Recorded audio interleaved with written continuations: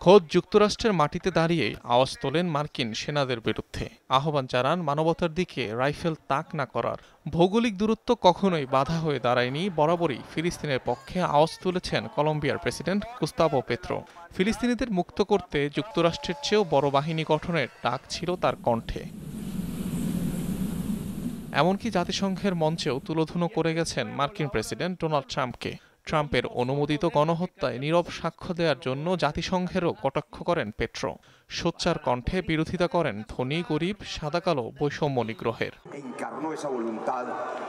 নিষিদ্ধ গেরিলা যোদ্ধা থেকে জনপ্রিয় লাতিন নেতা, অ্যাডভেঞ্চারে পূর্ণ গুস্তাভো পেত্রোর রাজনৈতিক ক্যারিয়ার। অস্ত্র রাখার দায়ে একসময় আটক হয়েছিলেন যে দেশের সেনাবাহিনীর হাতে, পরবর্তীতে শাসনভার হাতে নেন সেই দেশেরই।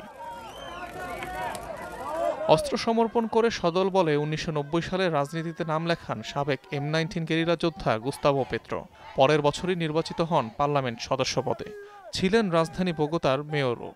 ২০১০ ও ২০১৮ সালে ২ দফায় ব্যর্থতার পর তৃতীয়বারে ২০২২ সালে প্রেসিডেন্ট পদে জয়ের মুখ দেখেন বামপন্থী ঘরানার গুস্তাভো পেত্রো।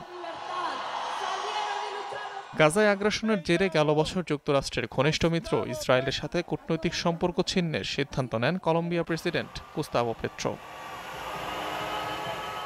অনিক রহমান, যমুনা নিউজ।